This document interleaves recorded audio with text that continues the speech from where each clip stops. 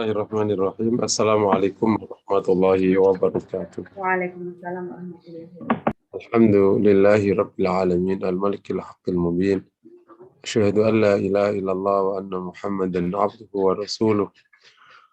Allahumma fasalli wa sallim wa barik ala nabiyyina wa habibina Muhammad wa ala alihi wa sahbihi wa man tabi'ahum bi ihsanin ila yaumiddin, amma ba'd.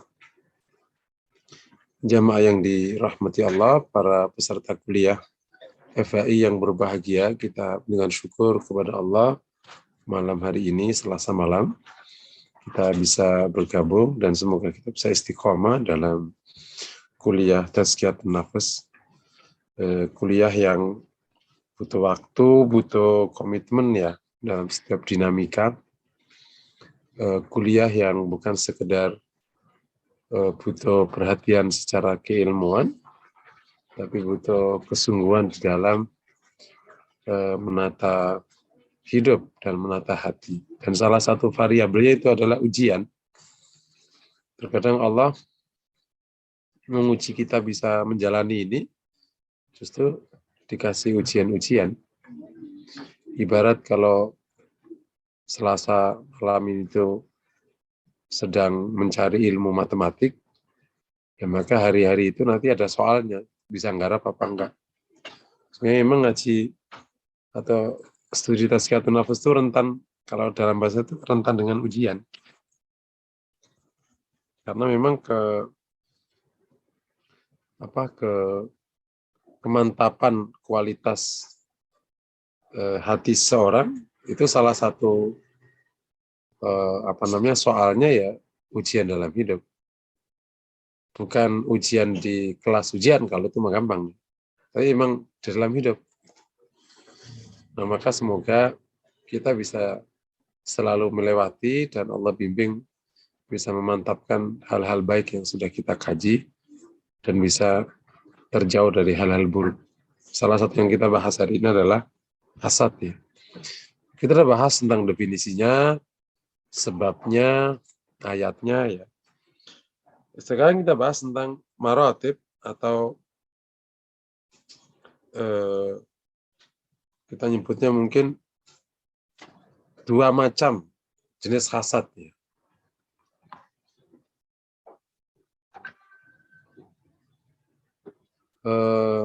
Yang pertama adalah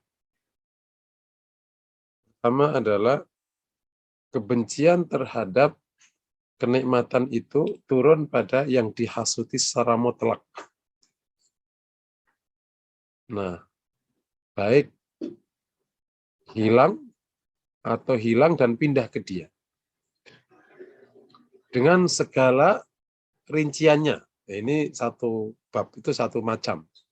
Yang ini yang diharamkan. Dan yang kedua adalah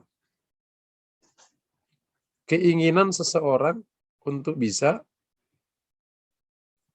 baik seperti baiknya orang yang dihasuti itu.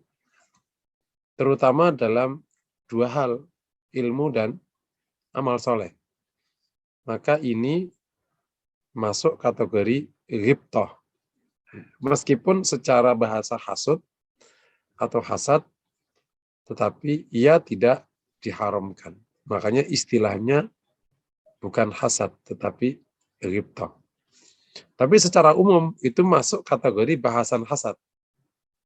Makanya Rasul sendiri memberikan ketegasan, la hasada illa fisnatain. Tidak ada hasud ke dalam la hasada illa fisnatain. Tidak ada hasud kecuali dalam dua hal. Tidak boleh ada hasud kecuali dalam dua hal. Dua hal boleh hasud. Gitu. Nah, kemudian dua hal yang boleh hasud ini sebenarnya kemudian istilahnya bukan hasad, tetapi rajulun atallahu ilman fa'allamahu. Rajulun ata'allahu malan fatasaddaqahu. Orang yang dikasih ilmu dan mengajarkannya. Dan yang kedua, orang dikasih harta kemudian sedekah dengan. Jadi ilmu sama sedekah ini, ilmu sama harta itu dua hal yang suka seiring. Tingkat kontribusi terhadap amal itu tinggi sekali. Dakwah itu hampir semuanya butuh ilmu. Sedangkan dakwah itu kontribusi kebaikannya tak terkira. Makanya kalau orang dikasih ilmu, dia dikasih banyak sekali kebaikan. Harta juga demikian. Pengaruhnya besar sekali. Hampir separuh kebaikan itu butuh harta. Nah, makanya kalau ada orang dikasih ilmu, dikasih harta, Masya Allah. Kayak salafus soleh, kayak Abu Bakar, Umar itu dikasih ilmu, dikasih harta. Dan itu dipakai semua. Ibarat itu double gardan. Jadi kebaikannya itu lipat-lipat betul. Ilmunya dia dapat kebaikan lewat ilmu. Hartanya dapat kebaikan lewat harta. Udah kayak gitu, ditambah kalau mau, ditambah kekuasaan, ya udah. Berlipat-lipat kebajikannya itu sudah 3 gardan, bukan double gardan. Nah, dalam sejarah ada sebagian yang bisa menggabungkan 3 ini, ada sebagian yang bisa menggabungkan 2, ada yang hanya bisa menggabungkan 1. Itu keputusan Allah terhadap hambanya. Ada dikasih ilmu, nggak dikasih harta, nggak dikasih ini. Ada yang kasih harta, nggak dikasih ilmu, dan seterusnya.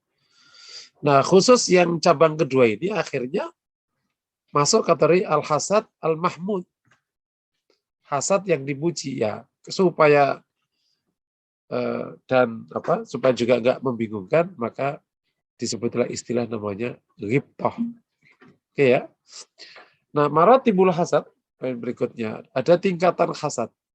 Nah, kalau kita teliti di hati orang ketika kerasukan hasad itu ada beberapa tingkatan. Kayak mirip corona gitu, ada beberapa varian gitulah kira-kira. Varian-varian hasad atau tingkatan hasad. Yang pertama,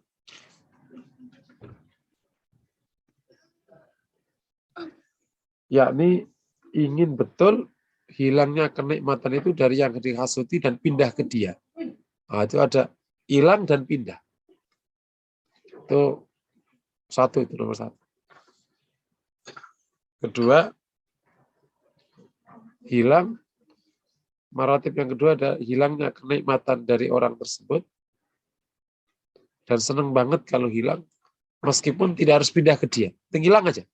Jadi agak lumayan dari yang pertama.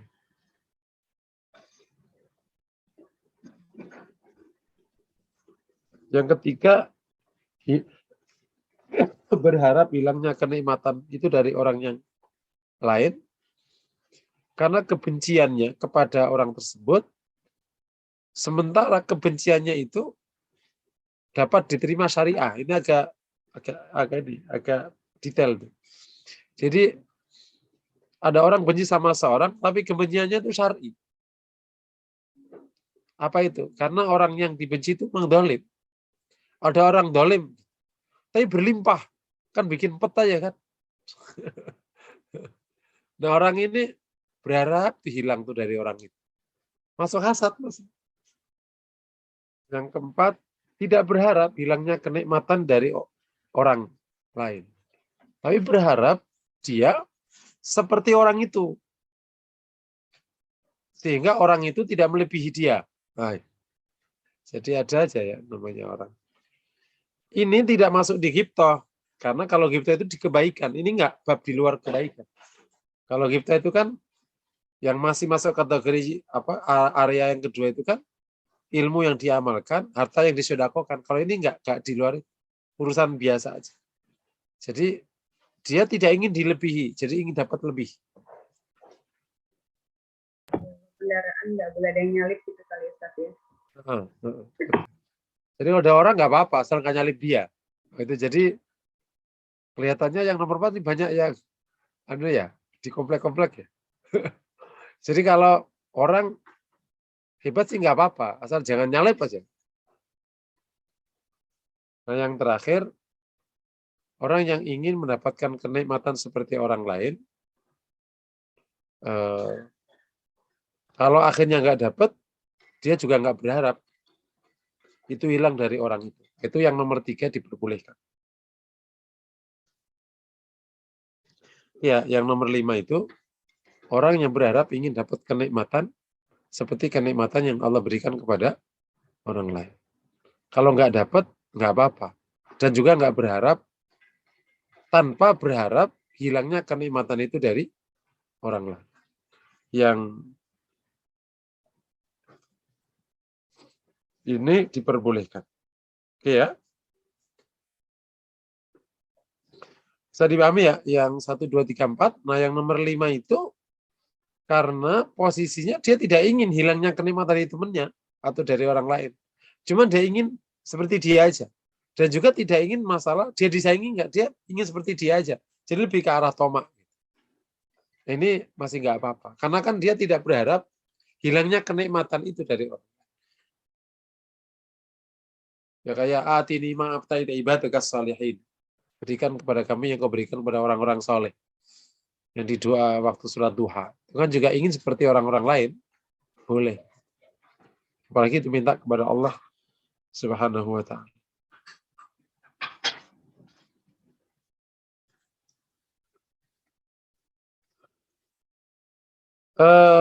Ini penyakit luar biasa ya. Apalagi dengan tingkatan tadi jika hampir semuanya ada itu bahaya sekali di tengah masyarakat.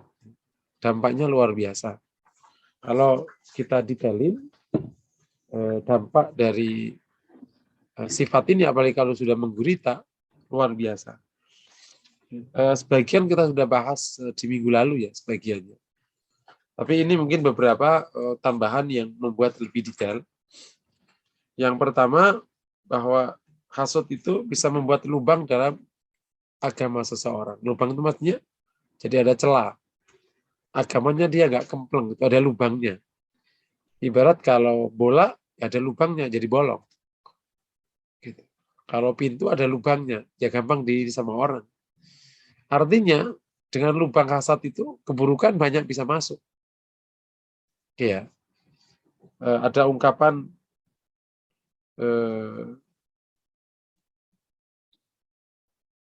dabba ilaikum da'al umam qablakum al-budha wal hasad yal haliqah haliqatud dain la haliqatus sya'ab. Ajarilah hati-hati kalian dengan penyakit yang umum sebelum kalian, yakni kemarahan dan hasad, iri dengki. Karena dia adalah yang melubangi, yakni melubangi agama. Allah, ini riwayat atau ungkapannya. Yang kedua, dapat dipastikan ketika orang ada penyakit hasad, maka imannya tidak bisa sempurna.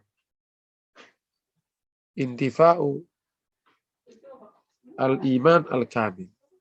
Hilangnya kesempatan iman yang sempurna ketika hasad itu masuk. Karena apa tadi? Ya begitu dia punya lubang dan sekaligus menjadi pintu masuk semua buruk, ya udah. Itu nutupnya susah untuk ngobatin itu. Sehingga ya akan butuh waktu lama memperbaiki imannya kembali.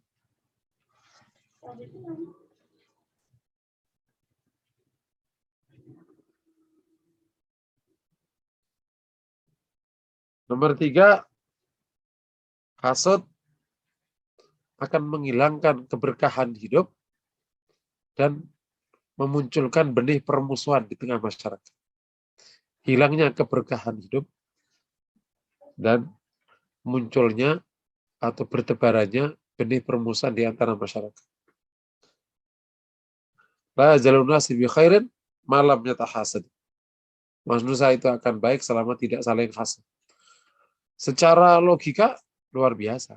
Begitu hasud, itu masyarakat langsung separuh kebahagiaannya hilang. Udah itu. Langsung yang perhatian ke orang lain. Akhirnya terjadi permusuhan. Terus nggak bisa tidur. Kesehatan turun. Terus bukan lagi kesehatan turun, pikiran turun, kecerdasan turun. Karena udah nggak ngopainin diri sendiri. Nggak ngopainin orang lain mulu. Nah, kalau dikasuti ada 5, gimana coba? Setiap hari nguntitin 5 orang ini. Makanya ada ungkapan la rohata li hasud. Tidak akan nyaman hidupnya orang yang hasud. Ruwet banget hidup. Nah ini naudzubillah ya. Semoga Allah jauhkan kita dari sifat ini. Amin ya rabbal alamin.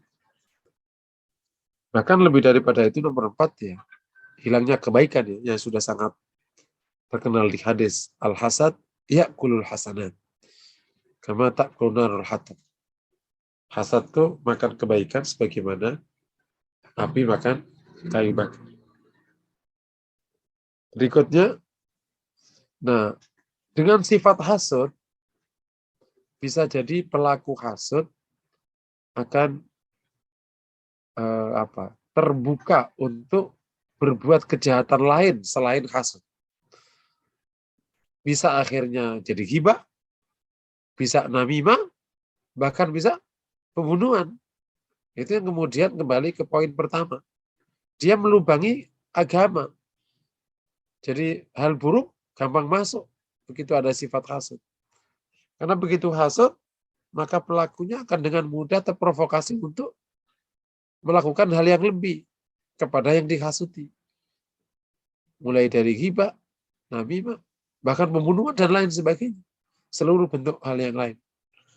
Naudzubillah min dzalik. Nah, oleh karena itu, semoga Allah jaga kita. Kembali materinya ke asbabul hasad. Nah, cara pengobatannya. Kan kita sudah bahas asbabul hasad. Jadi seluruh bentuk hasad, seluruh sebab hasad, kita harus usahakan bisa dihindari sehingga tidak muncul hasad. Nanti kalau muncul gimana? Nah, nanti kita akan bahas pengobatan atau obatnya hasad. Oke ya. Tapi harus dipahami bahwa di dalam mengobati hasad, hal yang pertama dipahami adalah sebab munculnya hasad. Karena masing-masing orang itu punya hasad dengan prosedur yang berbeda-beda. Ada yang hasad karena dia didolimi, ada hasad karena dia persahabatan persaingan, ada hasad karena memang muncul begitu aja karena dia orangnya nggak mau disaingi, ada hasad, dan semuanya. Semoga Allah mudahkan. Nah, tapi kalau mulai muncul, makanya benar-benar harus dijaga betul, dijaga betul. Karena dia memakan kayu bakar. Bagaimana engkau tidak ridho atas keputusan Rabbmu? Gitu. Bagaimana enggak suka ada Rabbmu memutuskan sesuatu pada sebagian hambanya? Kenapa kau nggak suka? Itu kan Rabbmu yang kau sembah selama ini. Pertanyaan, kenapa aku nggak dikasih? Ya minta sama Tuhanmu, nggak usah iri. Dan lain sebagainya. Kalau nggak dikasih gimana? Ya ridho. Dan lain sebagainya. Ngomongnya gampang ya. Ini prakteknya Masya Allah. Makanya salah satu yang membuat kita harus lebih hati-hati, bagaimana sudah saya singgung di pertemuan minggu lalu, bahwa kita hidup di di dunia yang penuh persaingan. Jadi hasad itu kayak pemantiknya. Dunia yang dilipat. Tiba-tiba pokoknya kita bersaing aja. Di jalan raya itu tiba-tiba bersaing. Kenapa bersaing gitu loh? Padahal kita sama-sama nggak kenal padahal. Gitu. Sama-sama jalan gitu. Ngung gitu. Nggak terima. Nyalip lagi. Akhirnya gede-gedean gas kan. Kemudian pamer-pameran merek. Gitu. Padahal apa gitu loh. Kenal juga kagak gitu. Di kantor juga sama. Dan lain sebagainya. Makanya kalau bukan karena agama, kita hidup di dunia memang seperti area balapan. Kita ditaruh di situ. Makanya kalau kita nggak bisa keluar, ya kita akan terus saja diputar-putar begitu. Nggak ada habis-habisnya. Gitu. Kayak orang yang ada di kemedi putar, ya kan nggak bisa, muternya terus kan. Seperti ikut muter gimana? Ya turun dari kemedi itu. Terus tiba-tiba ternyata nggak muter biasa aja, duduk ini juga nikmat juga. Nggak harus muter gitu. Nggak bersaing juga nggak apa-apa, biasa aja gitu. Kenapa harus ikut bersaing sampai nggak ada habis-habisnya? Dan bahkan yang bersaing nggak ngerti kenapa harus bersaing. Gitu. Dan kalau menang juga, terus kenapa harus menang? Gitu. Karena yang disaingin juga udah nggak ada yang tepuk tangan, nggak kenal, nggak tahu. Naudzubillah. Kita ada di dunia itu, di mana sifat ini sangat mudah tersulut untuk muncul. Ibarat ketika musim semi, maka semua jamur pun bisa muncul. Ketika musim hidup dalam kukungan materialisme dan kapitalis seperti ini, hasad itu luar biasa muncul. Nah, biasanya dalam praktek hasad itu muncul di antara orang yang sesama. Artis sama artis, gitu. Pengusaha sama pengusaha, gitu. Politisi sama politisi, ibu-ibu arisan sama ibu-ibu arisan. Nggak mungkin ibu-ibu arisan sama bapak-bapak arisan, ya nggak levelnya lah. Gitu. Bahkan kiai sama kiai, ulama sama ulama, beda-beda. Gitu. Bahkan ungkapan para ulama, hei kedul ulama asyad bikathir min al-aghniya. Hasutnya ulama itu bisa lebih besar daripada hasutnya seorang yang kaya atas yang lain. Jadi penyakit itu tidak pandang bulu. Kayak gini, apakah orang yang semua sehat itu berarti dijamin bersih lah? Kagak. Banyak orang kena jantung padahal itu sudah olahraga, udah apa makan dijaga. Apakah orang yang hidup rapi, bersih, rapi gitu, nggak kena jamur? Banyak kena jamur. Dan yang menarik orang yang jorok macam-macam fine-fine aja. Kadang ada orang Masya Allah sudah ini kena penyakit apa. Nah, demikian juga yang lain. Intinya kayak hal kayak gini ini bagian dari ujian yang Allah berikan. Sehingga harus kita berusaha menjadi amal saleh untuk mengobati. Bapak Ibu yang berbahagia, sampai poin ini dulu sebelum kita lanjutkan. Silakan kalau ada pertanyaan. Baik, jazakallah khair Ustaz untuk materi hasad bagian kedua. Memang kalau di jalan raya tadi seperti disampaikan tuh ada yang kasih lampu jauh tuh nggak terima kita kan. Akhirnya diudak sampai kata-kata itu sebenarnya bukan hasad sih, tapi dikasih lampu jauh tuh nggak enak gitu. Jadi hanya memberi pelajaran sedikit, saya itu tinggalkan kayak gitu boleh ya Ustaz ya. Masya Allah. Baik Ustaz, ini ada pertanyaan masuk di chatting dari Pak Husairi berkaitan dengan mencari muka ya. Kita sudah diberi buka oleh Allah masing-masing dengan muka yang sesuai dengan kita. Tapi pertanyaan ini berkaitan dengan muka ini Ustaz. Izin bertanya, bila ada persaingan antar pegawai yang cari muka dengan atasannya untuk bisa mendapatkan jabatan di kantor itu, apakah itu termasuk kategori penyakit hati yang mana ya Pak Ustadz? Jadi bermuka dua ya, padahal kita diberi satu. Cari muka. Cari muka. Kalau lagi selfie boleh cari muka sebetulnya. Memang muka kita masuk nggak di bingkai selfie. Tapi kalau di kantor ya itu mohon pencerahannya Ustaz. Ya, cari muka itu kan istilah sosial ya. Jadi kita harus masukkan ke dalam istilah agama. Cari muka, tolabul wajah, nggak ada di istilah agamanya kan. Kan tolabul wajah kalau di bahasa Arab kan yang kaku, tapi kan nggak ada itu. Cari muka itu yang paling dekat itu namanya mudahana. Mudahana itu hukumnya haram. Jadi gini, cari muka itu ada dua. Jika cari mukanya tanpa mengorbankan agama, itu namanya mujamalah.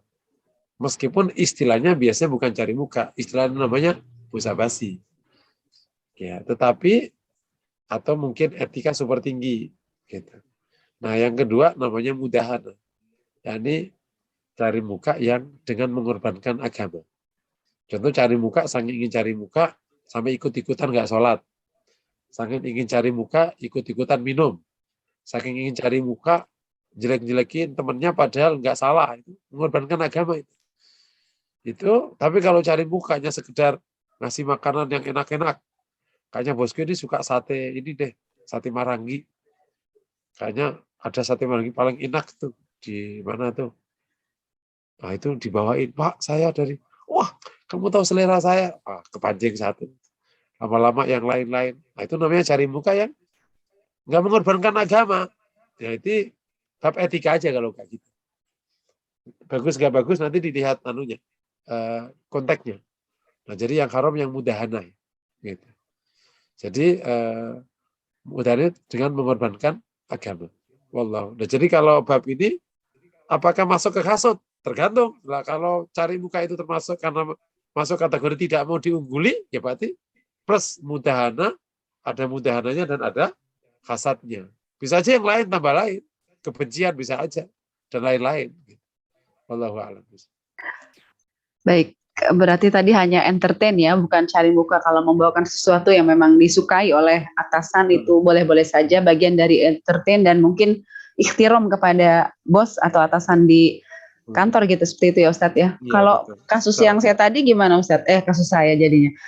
Ketika kita diberi lampu jauh terus saya nggak terima, itu kan silau ya, nggak enak gitu dikasih lampu jauh. Jadi saya ubah posisi, saya ambil tempat di belakang dia dan saya kasih lampu jauh sepersekian detik, 10 detik. Setelah itu udah terus tapi akhirnya saya pepet terus sampai dia kemana gitu.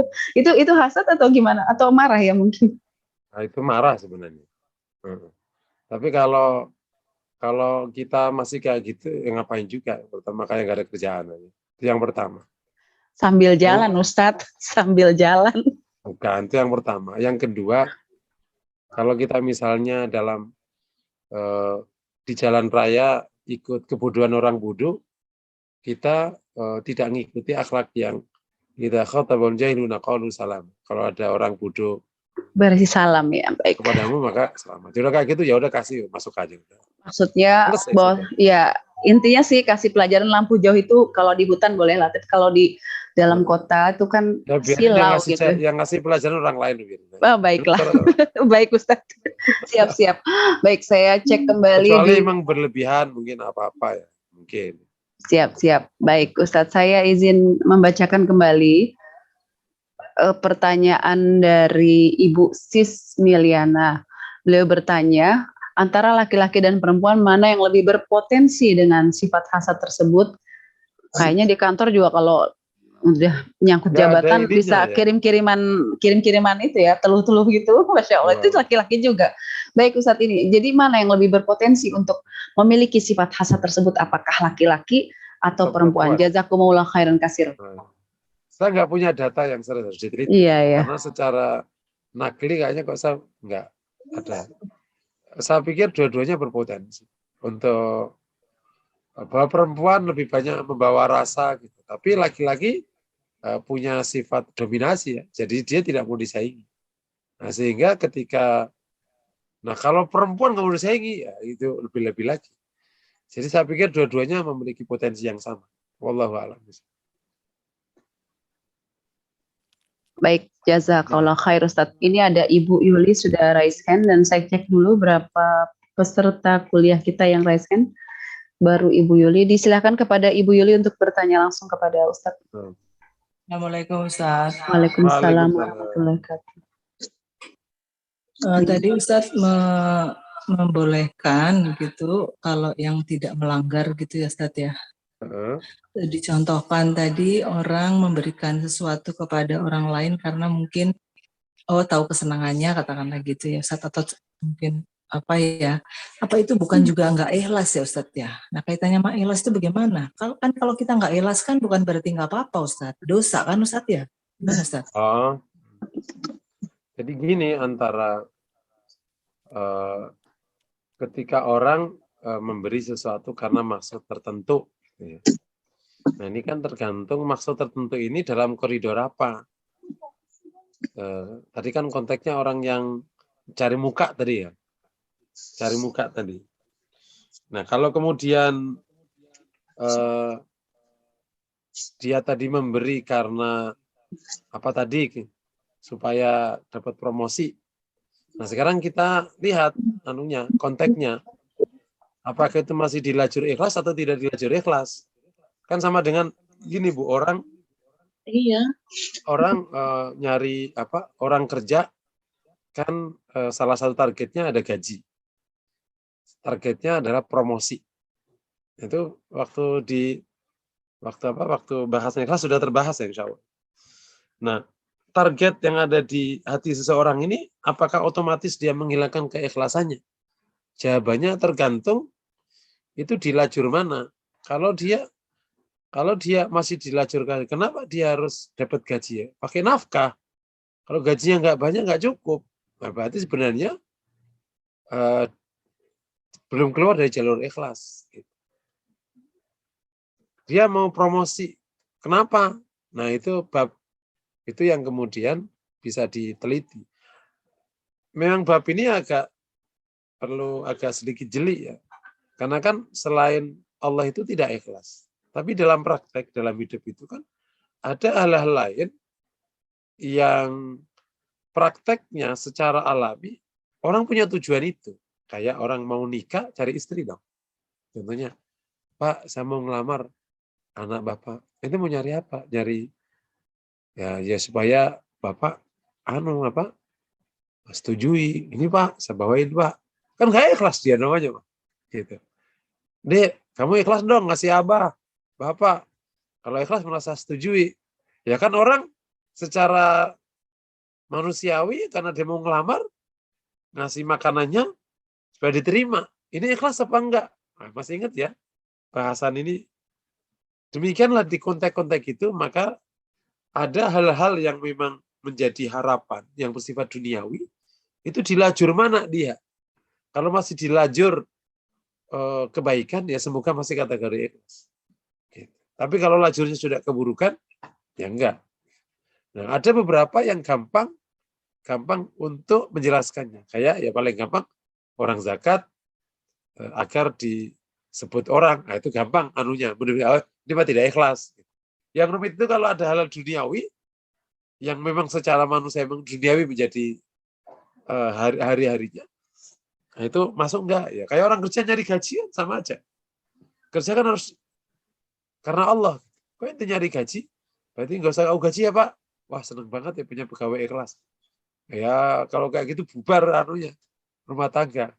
Nggak ada satupun yang mau suami yang ikhlas kan nggak ada gajinya. Nah itu sudah kebahas ya. Jadi tergantung kalau lajur gajinya itu dalam rangka memang taat. Ya Allah kenapa? Ya karena harus nyari nafkah. Perintah Allah mencukupi menafkahi keluarga. Berarti masih lajur. Semoga Allah terima. Itu yang kemudian disebut dengan nyari pahala atau apa namanya. Nah, tergantung sama dengan kasus tadi gitu. Pada waktu dia bersaing. Tapi ya bisa jadi muncul bukan masalah itu saja, yang lain-lain yang muncul. Selamat dari bab ini, tapi juga yang lain. Wallahu a'lam bishawab. Nah. Jadi ikhlas itu tidak harus katakanlah gitu 100% gitu untuk Allah ya. Maksudnya Enggak tidak gitu. lain. Jadi bisa tidak kemungkinan. enggak gitu caranya. Tidak serta-merta di awal itu jegrek begitu. Jegrek langsung Allah gitu. Kenapa? Karena ada motif-motif adat istiadat yang muncul begitu saja sebagai proses muamalah. Gitu. Kayak gini aja. Ibu pada waktu buat sop di siang-siang. Aku buatin sop, nih masih suka sop kacang hijau gitu. Pasti nanti seneng. Habis itu, pokoknya semua permintaan aku bakal dikasih. Ikhlas nggak tuh? Kagak kan? Gitu. Nah itu contoh gitu. Atau ada seorang ibu nih, sekarang dibalik. Ibu, anaknya datang dari luar negeri. Ma, insya Allah pesawatku nanti datang itu Sabtu pagi. Jadi insya Allah aku sampai rumah Sabtu siang ya, Mak. Aku dijemput apa enggak? Ya udah nggak usah jemput ya, langsung aja naik. Ya, Mak. Datang. Ya, Maknya nih kan, karena anaknya lama, dibuatin makanan waktu kecilnya. Yang muncul di hati gimana? Supaya apa? Supaya anaknya seneng. Ikhlas nggak kalau begini, Mak? Nah ini kayak gini-gini ini menjadi memang bahasan agak jelimet. Ya selama dia memang ingin menyenangkan anaknya, berarti kan bagian dari merawat anaknya. Semoga dapat paham. Gitu. Cara berpikirnya begitu, Bu. Wallahu a'lam. Ini nanti kalau diturunkan yang bab namanya motif ya, atau niat-niat adat istiadat yang muncul, itu buahnya tak terkira hari-hari. Dan makanya terkadang para ulama yang penting pokoknya asal niatnya taat sama Allah, dah itu insya Allah ikhlas gitu. Gampangannya itu gitu. Kayak, Bu, kenapa kok belanja kepala kakap? Ya masku suka. Ya nggak ikhlas loh. Kan harus kepada Allah. Gimana coba bayangin belanja kepala kakap agar Allah ridhoi. Kan jauh banget gitu ininya. Nggak gampang mencernanya. Nah, sehingga dalam memahami gampangnya itu, ya selama itu dalam rangka taat kepada Allah, ya semoga itu sudah masuk di lajur ikhlas. Wallahu a'lam. Ya, syukran Ustaz. Ya, baik Ustadz. Izin membacakan pertanyaan dari Ibu Hilda Hidanur yang ada di chatroom.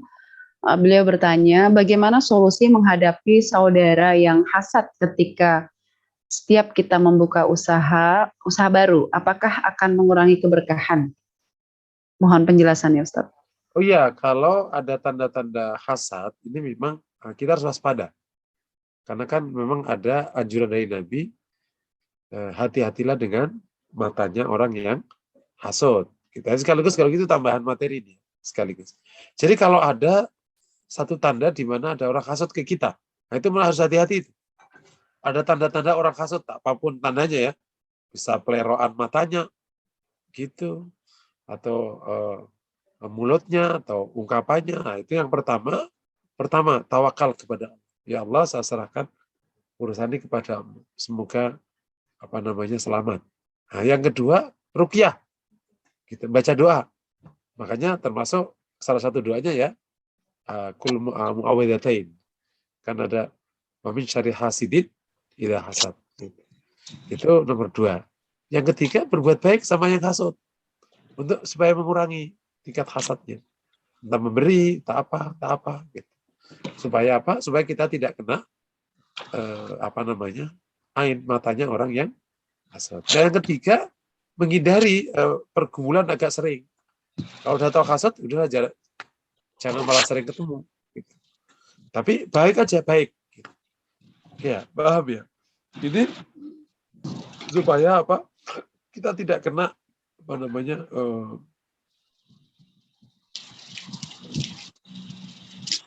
nggak kena ainnya orang hasad. Yang terakhir, yang terakhir, karena udah tahu ada yang hasud gitu, maka kita jangan malah ngabarin tambahan kenikmatan yang muncul gitu. Bu, alhamdulillah Bu, gitu. Tadi saya buka perusahaan baru. Ini perusahaan saya yang ke-11 loh Bu. Alhamdulillah, bersyukur. Itu ini orang belagu banget gitu. Udah hasad masalahnya, jangan usah nambah, biar aja gitu. Makanya bapak kayak gini kadang udah diem aja. Gitu. Nanti mau punya perusahaan seji pun biasa aja, udah bisa aja. Kan nggak harus dikasih tahu ke orang gitu. Misalnya gitu. Karena itu memancing hasad. Jadi kan waktu pelajaran minggu lalu ya, kita jangan sampai memancing hasad, kita juga jangan jadi orang yang hasad kan gitu. Ada hasad itu kan muncul dari sebabnya muncul dari yang hasad, ada sebabnya muncul dari yang dihasuti. Ada orang yang pamer kekayaan, kan memancing hasad namanya. Kalau ibu-ibu misalnya waktu arisan sengaja gitu, udah tahu itu alumni SMP, teman-temannya rata-rata begitu, terus pakai mobil pakai ini ya kan memancing kayak gitu, biasa aja, itu kayak gitu itu jadi bantulah situasi sosial itu yang kondusif, makanya pandai-pandai kita. Wallahu a'lam. Baik, jazakallah khair Ustadz. Ini sekaligus menjawab pertanyaan Ibu Aprilia Pia tadi ya, sudah terjawab sepertinya. Jadi saya lanjutkan ke Ibu Dr. Sri Wahyuni. Beliau bertanya, kalau kita tidak suka dengan orang yang munafik padahal tidak ada masalah dengan kita, apakah ini juga hasad Ustadz? Syukran. Kalau nggak suka dengan orang munafik karena kemunafikannya, itu bagian dari kebaikan. Itu namanya al-kurhu anil maksiyah, benci dari kemaksiatan. Itu masuk kategori cemburu, yakni kepada Allah maksudnya. Ketika ada hal buruk berjalan di depan kita, baik gitu. Tapi kalau di luar itu beda lagi ya. Tadi ada orang munafik ternyata malah berlimpah karirnya, kok berlimpah, melejit karirnya, bisnisnya berlimpah. Ya Allah, ya itu bisa kena hasad. Tergantung itunya. Yang tadi berarti masuk kategori yang ketiga ya, orang yang suka kenikmatan orang lain itu hilang karena orang lain itu mendoliminya. Nah, itu masih tetap karena kan kenikmatan harus hilang, itu yang nggak boleh. Tapi kalau kita ingin seperti dia tanpa hilangnya dia, itu boleh, nggak apa-apa. Wallahu a'lam. Baik, Seperti doa atini ma'ataita ibadika so. Nah, ya Ustadz, izin melanjutkan pertanyaan satu lagi di chatroom dari Ibu Mindrianingsih. Beliau bertanya, Assalamualaikum Pak Ustadz, bagaimana proses untuk bisa langsung ikhlas? Karena sering loading, jadi untuk ikhlas itu berproses dan harus meyakinkan diri untuk ikhlas.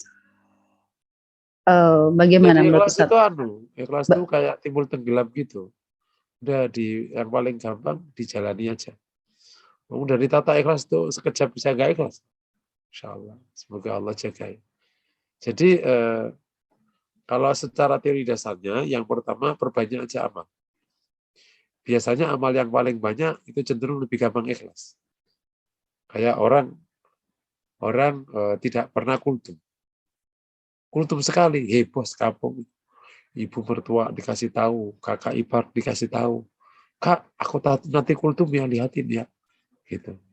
Ya, kalau ada apa-apa tolong nanti kasih masukan. Oh, gitu aja, cocok. Nah, kalau gini mah cocok ntar jadi pimpinan pondok pesantren. Padahal kultum sekali. Gitu. Kalau udah setiap hari kultum, enggak gitu. Kayak orang nggak pernah umroh itu kan di sekampung gitu. Aku mau umroh. Ya karena coba kalau yang biasa umroh itu, ya biasa aja, udah kerja aja. Jadi amal yang jarang cenderung memang di hati ada urusan riya itu gampang muncul. Makanya diperbanyak aja. Yang kedua, ma'rifatullahnya ditinggikan. Kalau ma'rifat ditinggikan, hati akan ke Allah. Udah lama-lama ke yang lain, itu lupa aja, udah nggak masuk di otak. Gitu. Nah yang ketiga, fokus kepada menguatkan visi akhirat, tujuan akhirat. Kalau tujuan akhiratnya kuat, insya Allah si ikhlas itu larut ke situ. Karena orang yang beramal karena akhirat udah masuk kategori ikhlas. Gitu. Orang yang beramal karena akhirat, surga maksudnya kan, atau takut neraka, itu sudah masuk kategori. Jadi kalau tujuan akhirat kita kuat, ya Allah semoga dapat pahala. Itu sudah ikhlas tuh. Ya Allah, semoga selamat dari neraka ya Allah gini, ya Allah selamat, jangan sampai makan haram, nanti aku takut dosa. Itu udah ikhlas itu. Lagu lo, bisnis segede kayak gini lo nggak mau. Emang lo ini hologram. Dosa lo, dipakai neraka, sakit lo. Nah, omongan itu omongan ikhlas itu. Itu sudah omongan karena takut adab Allah. Itu sudah. Jadi kalau kita kuat tujuannya ke akhirat, insya Allah jadi apa-apa itu ke bawah situ. Makanya perlu membaca banyak surga neraka itu. Nah yang terakhir nomor 4, dzikrullahnya dibanyakin supaya hati itu kejaga oleh dzikrullah. Kalau enggak dibajak setan lagi dikit-dikit. Nah termasuk salah satu yang mungkin nomor 5 adalah jadi usahakan urusan dunia kita ini beres. Karena kalau urusan dunia kita nggak beres itu bisa menarik agama kita. Gitu. Kalau dunia kita nggak beres, yaitu ya lama-lama urusan agama ketarik-tarik. Kebaikan-kebaikan juga ketarik. Karena nggak beres. Makanya ayo kita juga perbaiki dunia agar kita supaya juga mendukung kebaikan akhirat kita. Wallahu a'lam. Jazakallah khair Ustadz. Alhamdulillah semua pertanyaan di chatroom untuk paparan awal ini sudah terjawab semua dan di layar Zoom belum ada yang resen kembali. Mungkin bisa kita lanjutkan materi. Lanjut ya, Masya Allah. Tafadhol. Nah, gimana kalau hasad itu masuk ke hati? Nah, itu berarti cara ngobatin hasad. Jadi secara umum, cara ngobatinya langkah pertama kan mengetahui sebab-sebab kemunculan hasad. Apa itu sebab? Nah, sehingga perlu menghindari sebabnya. Karena masing-masing orang yang kena hasad itu punya sebab masing-masing. Jadi perlu mengenali sebabnya. Dan yang kedua kemudian meninggalkan sebabnya menjauhi sebab. Kalau sudah membuat langkah pertama tadi, mengetahui sebabnya meninggalkan sebabnya, langkah kedua yakni pengobatannya. Gitu. Jadi kalau sudah tahu pemicunya, nah sekarang sudah ya, berarti udah mulai bisa dihindari kan mengurangi. Yang pertama adalah taubat. Nah, taubat. Kalau ada hasad, taubat. Semoga taubat kita diterima dan artinya hilang. Gitu. Yang kedua, zikrullah. Supaya ngobatin. Karena zikr itu obat. Termasuk di dalam zikrullah nomor 3, tilawah. Nah, zikir yang di konteks ini bisa menggunakan zikir hasbunallah wa ni'mal wakil. Itu kaitannya dengan masalah bab-bab kayak gini. Termasuk zikir yang juga terkait dengan masalah hasad ini adalah la haula wala quwata illa billah. Setelah tilawah Quran, si pengobatan yang berikutnya adalah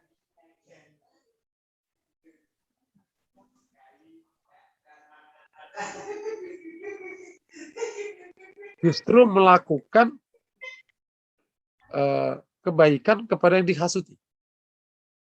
Atau lebih tepatnya, menunaikan kewajiban atau kebaikan yang wajib tunaikan kepada yang dihasuti. Misalnya gini, hasut kepada tetangga, ya udah sekaligus dibaiki. Jadi istilah kan, yang awalnya itu ada permusuhan, ya karena hasut kan jadi musuh. Jadi diterjang, kayak orang yang menerjang trauma. Kan kalau orang ingin menerjang trauma kan, ya dijalani aja traumanya itu. Itu hilang tuh dengan izin Allah. Jadi justru berbuat baik sama yang dihasut. Iya Pak, gitu kan awalnya berat. Nah, itu bisa ngobati. Artinya kita akhirnya tidak merasa orang asing yang dihasuti itu. Karena kan kita dekat jadinya. Meskipun kita sakit katanya karena apa gitu, karena masih belum terima dengan itu. Tapi ya lama-lama, karena udah dekat, ya lama-lama biasa. Dan tentu terakhir, banyak berdoa kepada Allah. Jadi yang pertama apa? Mengetahui sebabnya dan menghilangkan sebabnya. Nah, langkah kedua, langkah pengobatannya itu mulai dari taubat, zikrullah, tilawah Quran, berbuat baik sama yang dihasuti. Yang terakhir adalah doa. Semoga Allah sembuhkan kalau ada penyakit. Itu jika hasut itu muncul. Nah, sekarang ada beberapa hal jika kita dihasuti. Sudah dibahas tadi ya.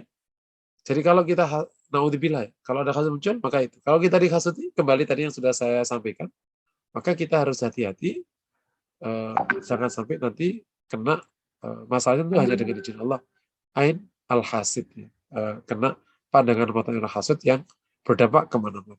Bahkan di beberapa catatan tulisan itu dampak dari al-hasud itu sampai bisa perenggangan suami istri.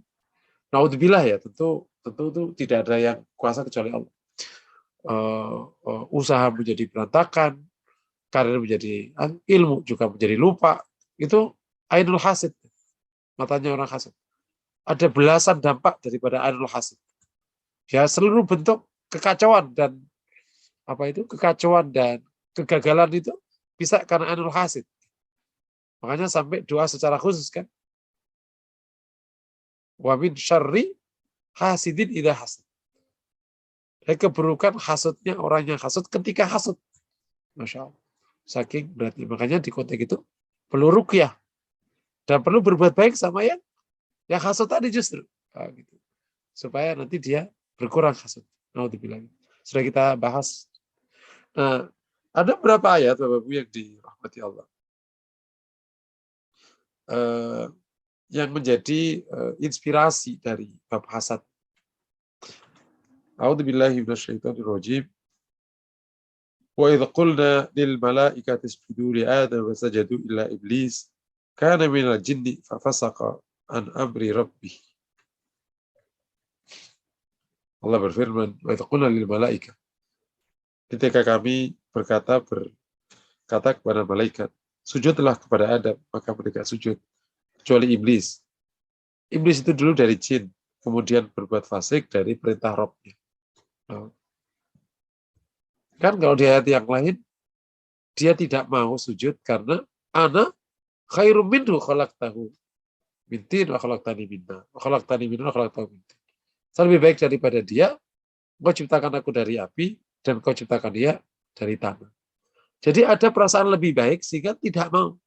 Nah, ini yang sebenarnya adalah awalnya itu adalah ujub, kemudian sombong, Nah, kemudian bahkan maksiat isyan ya, tentang kepada Allah. Sudah kita bahas 2 minggu lalu ya. Ada isyan kepada Allah. Di sini kan sebenarnya fafasak, bukan lagi asa ya. Fafasak, pelanggarannya besar. Tetapi berikutnya kan akhirnya menjadi hasud kepada Adam. Gitu. Sehingga para ulama punya komentar ayat ini juga menjadi inspirasi tentang masalah hasad. Karena fafasa karena menurut ini juga sudah mulai dapat bauran hasad. Kenapa kok Adam yang disujudi? Bukan dia. Nah, itu sudah. Yang awalnya ujub, sombong, lama-lama juga masuk ke hasud. Dan kalau benar begini analisisnya, berarti hasud di samping sombong termasuk dosa pertama kali yang dipraktekkan dalam kehidupan. Yang aktor utamanya namanya iblis. Ya, sejak awal muncul di penyakit. Malaikat, Adam dan iblis. Si iblis yang menjadi aktor utama hasud. Yang dihasuti Nabi Adam. Qala ta'ala, ayat yang lain, watlu alaihim naba abnai Adam. Watlu alaihim naba abnai Adam bil haqq. إذ قرب قربانا فتقبل من أحد ولم يتقبل من الآخر قال لأقتلنه قال إنما يتقبل الله من المتقين.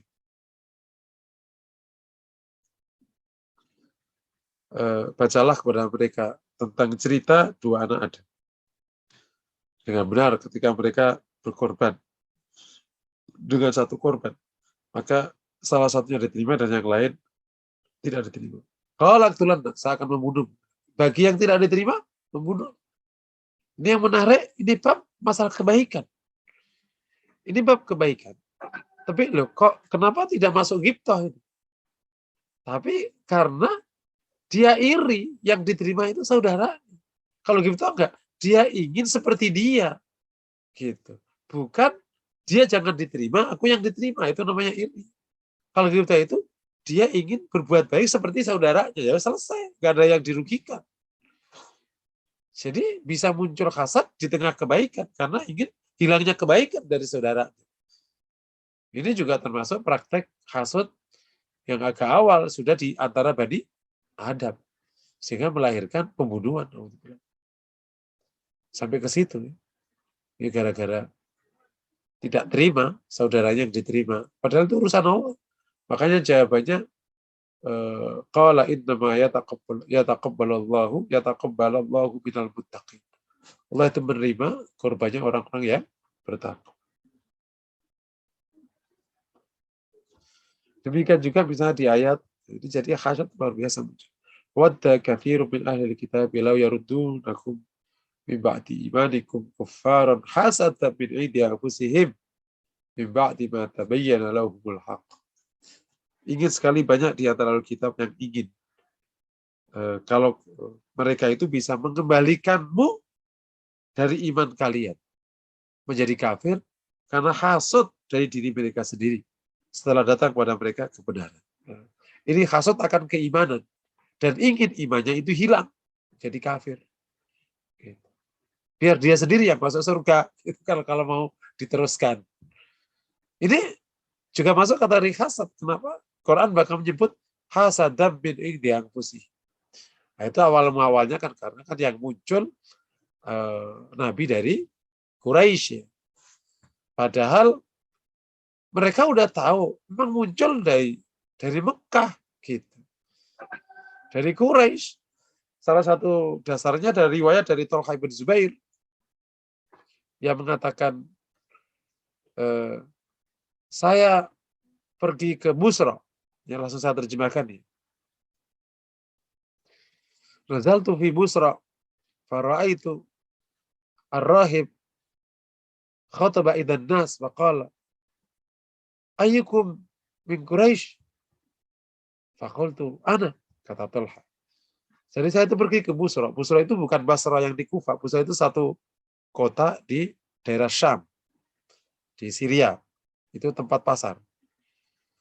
Ini waktu masih jahiliyah. Nah, saya lihat ada seorang rahib berkhutbah di tengah-tengah orang. apakah ada di antara kalian yang dari Quraisy? Kemudian saya angkat tangan, saya. Dan saya satu-satunya dari Quraisy. Kata si rahib dari Ahlul Kitab itu mengatakan, Inna Ahmad qad kharaj, fala yasbiqanna alaikum ahadun. Ahmad sekarang muncul menjadi nabi. Inna Ahmada kharaj wa innahu la akhirul anbiya. Ahmad setelah muncul dan dia adalah nabi terakhir. Maka jangan sekali-kali kalian didahului oleh orang lain. Kata Tolha, maka aku segera pulang. Dan begitu aku sampai pulang, aku tanya kepada istri, apakah ada berita? Saya tidak tahu, kata istrinya. Coba tanya ke Abu Bakar. Apakah ada berita? Ya, ada berita. Inna Muhammadan tanabba, kata Abu Bakar. Nah, ketika Abu Bakar itu masih saudara dari Tolha bin Zubair, karena sama-sama dari Bani Taim. Maka akhirnya Tolha dibawa oleh Abu Bakar ke Rasulullah. Dan akhirnya Tolha Abu Bakar menceritakan tentang yang terjadi. Ya Rasul, akhirnya langsung beriman. Setelah beriman, Tolha menceritakan. Kemarin saya datang ke Busra, dan ada seorang rahib ceritakan. Kata Nabi, Inna hadhi la bushra. Itu bushra yang Allah berikan. Jadi, padahal rahib sendiri yang mengakui memang akan muncul Ahmad dari tanah Quraisy. Dan nanti ia akan pergi ke tanah yang banyak kormanya. Dia muncul dari Quraisy dan dia akan berada, dia akan pergi ke tanah yang banyak kormanya, yakni Madinah. Udah tahu. Makanya mereka akhirnya ke Madinah. Munculnya memang di Mekah. Nah, tapi ya hasad tapi ini yang musim. Itu namanya ada. Jadi ya kalau kita lihat pertama ada hasad karena posisi ya. Kebaikan yang Allah berikan kepada sebagian kayak iblis ke Nabi Adam. Ada hasad karena kesolehan. Nah, ini juga bikin hasad tuh. Wah, dia doanya mustajab. Hasad. Bukan dia bersaing malah hasad. Apa? Musabaqah bil khairat ya, bukan bersaing. Nah, yang ketiga itu hasad karena apa? Karena ini sama-sama kebaikan. Ada sebagian orang yang dapatkan kebaikan lebih dari dirinya orang lain. Jadi Alkitab nggak terima kalau ada bangsa lain mendapatkan nubuwah dan kebaikan. Makanya mereka menginginkan orang-orang Muslim itu kembali kafir. Ada riwayat, wallah alam sahih tidaknya. La yastami fi jawfi abdin al-iman wal hasad. Tidak akan berkumpul di hati seseorang itu iman dan hasad. Jadi kalau ada iman ya hasad hilang, kalau nggak ada hasad, ya Allah alam ini sahih tidak. Tetapi logik aja. Si riwayat ini. Oke, Bapak Ibu yang dirahmati Allah, kita sudah jelaskan dari minggu lalu tentang definisi beberapa ayat, situasinya, sebabnya, apalagi ya, termasuk tadi sudah kita bahas tentang berapa cabang secara global hasud, marotib hasud, dan macam-macam sudah kita bahas semua. Dan terakhir kita sudah berikan beberapa ayat yang membahas masalah hasud secara langsung kasus. Semoga semakin memahamkan kita dan tentu tujuannya adalah agar kita bisa terjauhkan dari sifat ini dengan izin Allah SWT. Masih tersisa waktu sekian menit, silakan kalau ada pertanyaan. Nah. Jazakallah khair Ustadz untuk paparan akhir dari materi hasad kita pada malam hari ini. Bagi peserta kuliah yang ingin bertanya, disilakan baik melalui chat room maupun melalui raise hand, atau bagi yang menyimak melalui YouTube bisa menuliskan pertanyaannya di live chat. Jadi tadi Ustadz sempat menyebutkan untuk amannya berarti kita minta kepada Allah agar bisa melakukan apa yang orang lain lakukan ya. Misalnya kalau dia kaya raya dengan sedekahnya, dengan hartanya dia sedekah, ya Allah semoga aku bisa seperti dia. Kalau dia ya tadi bisa seperti dia tanpa harus ada terlintas pikiran agar dia terhilang Hilang. kenikmatan dan rizkinya. Seperti itu ya Ustadz ya. Itu untuk amannya sepertinya ya. Betul. Seperti itu. Baik, peserta kuliah yang dirahmati Allah Subhanahu wa taala, Ustadz sudah mempersilakan untuk bertanya. Saya cek dulu di layar Zoom, bila tidak ada yang bertanya, mungkin kita ada closing statement dan doa penutup Ustadz sepertinya. Mungkin materi hasad ini sudah cukup jelas, tinggal menghilangkan hasad dalam diri kita memang apabila ada benih-benihnya gitu ya. Mumpung baru benih langsung dicabut seperti itu. Baik, mungkin sebelum kita menyimak doa dari Ustadz, saya bacakan dulu sebentar Ustadz ya, informasi dari Formula Hati Institute. Bagi peserta kuliah yang ingin memberikan sebagian dari rezeki yang Allah berikan, dapat mengirimkannya ke nomor rekening BSM atas nama Ibu Tri Yuli Purwantini di nomor rekening 700491734 dan untuk konfirmasi di nomor handphone 0878 8943 7521. Semoga menjadi amal jariah dan memberatkan amal timbangan kita kelak di yaumil akhir. Baik, karena kita sudah tiba di penghujung akhir kuliah kita pada malam hari ini, kepada Ustadz disilahkan untuk berkenan kiranya memimpin doa sebagai penambah keberkahan kita pada malam hari ini. Tafadhol. Bapak Ibu yang berbahagia, sebelum kita berdoa ya, ada closing tadi, sebagaimana penyakit hati atau apapun keburukan akan dengan mudah diselesaikan ketika masih kecil. Ketika masih disebut dengan benih, baru terlintas di hati, itu bertaubat. Jadi nggak kemana-mana. Dan kemudian diikuti langkah-langkah yang lain, supaya tidak semakin membesar hasadnya. Akan menjadi lebih susah, udah kadung hasud, udah masuk kebencian, bahkan sudah menjadi namimah, fitnah, terus taubat, itu luar biasa ini. Makanya salah satu yang perlu kita lakukan, sekaligus juga ini menjadi evaluasi pada semua hal, adalah kita harus selalu agak waspada dengan situasi hati. Gitu. Apakah sifat-sifat baik sudah mulai muncul, atau sama sekali belum tumbuh. Atau sebaliknya, sifat buruk yang malah banyak yang muncul. Ibarat kalau orang bersemai, kalau orang di pematang sawah ya, kan pada waktu dia nanam benih, nah, kita tanam yang itu, tanam benih itu yang namanya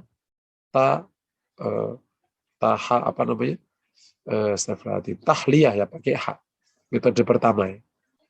Nah, sekarang kan kita sudah pelajari itu tahliyah itu ada sekitar 19-an atau 20-an sifat ya, atau kurang ya mungkin.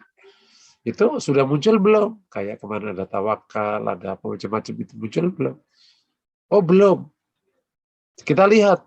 Kalau belum berarti perlu dipupuk. Kita lihat di sekitar area itu, yang pembenihan itu, yang muncul apa? Rumput. Oh, kalau muncul rumput berarti malah yang muncul sifat buruk. Kan pada waktu dibuat tempat pembenihan itu kan sifat buruk udah dimatiin kan? Dari cacah-cacah itu. Kalau pernah di sawah pasti tahu itu. Dicacah-cacah jika dia sudah mati. Tapi bisa jadi muncul dia ikut. Itu sama saja, kita sudah kasih kebaikan-kebaikan, harapannya mati. Malah muncul, tetap malah muncul. Termasuk bab ini. Ya, makanya sebelum dia gede, bahkan bisa mematang benih aslinya, memakan. Kan kalau namanya si rumput ya, rumput yang ada teki namanya itu kan bisa membuat benih padi nggak tumbuh itu, kalah sama dia. Nah, jadi saking munculnya banyak penyakit hati, yang baik nggak muncul sama sekali.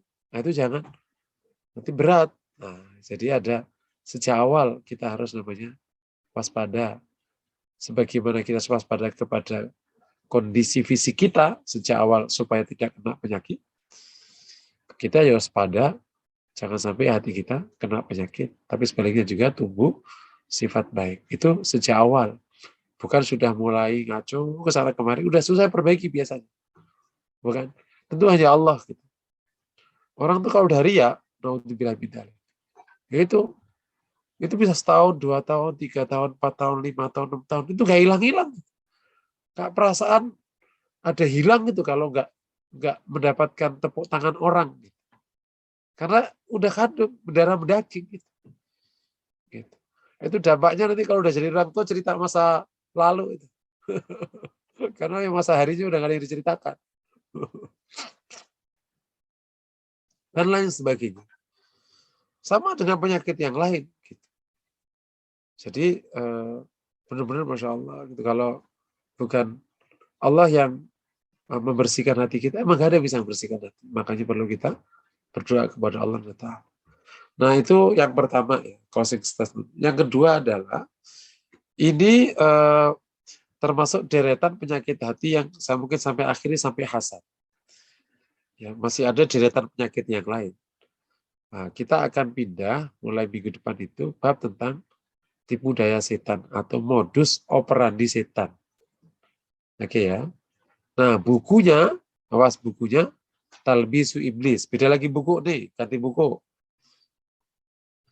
Talbisu Iblis, silakan kalau mau dibeli. Tapi tentu biasa ada referensi ini ya, ibu pegangan, saya ngasih materinya, itu biasa. Semoga nanti bisa lebih baik lagi, dan kemudian kita juga bisa lebih mendalami lagi. Ini di dalam bukunya itu satu bahasan berdiri sendiri namanya Talbisu Iblis. Nah, di dalam metodologi takhliyah pakai kha, itu ada dua bahasan besar. Pertama penyakit hati, kedua modus operandi setan atau talbisu iblis. Jadi insya Allah mulai minggu depan kita cukupkan bab penyakit hati sampai di sini. Kita pindah ke talbisu iblis. Tentu penyakit hati masih terus, masih sebagaimana sifat baik 102, ya penyakitnya ya 102 kan gitu. Cuman ada penyakit yang dinamain, emang ada penyakit ya karena nggak berhasil baik ya berarti namanya sakit. Sakitnya tidak ini, tidak ini. Sehingga otomatis artinya di dalam makom itu kalau makom tidak berhasil ya berarti masih belum terlalu baik. Bapak Ibu yang dirahmati Allah, mari sama-sama kita berdoa semoga Allah kabulkan doa kita. Kita istighfar beberapa kali. Astagfirullahaladzim. Astagfirullah. Bismillahirrahmanirrahim. Alhamdulillahirabbil alamin. Hamdan hamdan syakirin. حمدا يعافي ويكافي مزيدا يا ربنا لك الحمد كما ينبغي لجلالك الكريم وعظيم سلطانك اللهم صل وسلم على محمد وعلى اله وصحبه اجمعين اللهم اغفر لنا وتب علينا انك التواب الرحيم اغفر لنا ولوالدينا وارحمهم كما ربونا صغارا اللهم آت نفوسنا تقواها وزكها خير زكاها يا رحمن يا رحيم اللهم يا حي يا قيوم لا اله الا انت اليك نستغيث أصلح لنا شؤوننا كلها ولا تكلنا إلى أنفسنا طرفة عين ولا إلى أحد من خلقك اللهم يا فتاح يا منان يا رزاق يا كريم يا رحمن يا رحيم افتح لنا أبواب رحمتك وافتح لنا أبواب رزقك وافتح لنا أبواب فضلك وكرمك وجودك يا رحمن الرحيم اللهم نحن عبادك الفقراء فاغننا برزقك الطيب فأغننا بأرزاقك الطيبة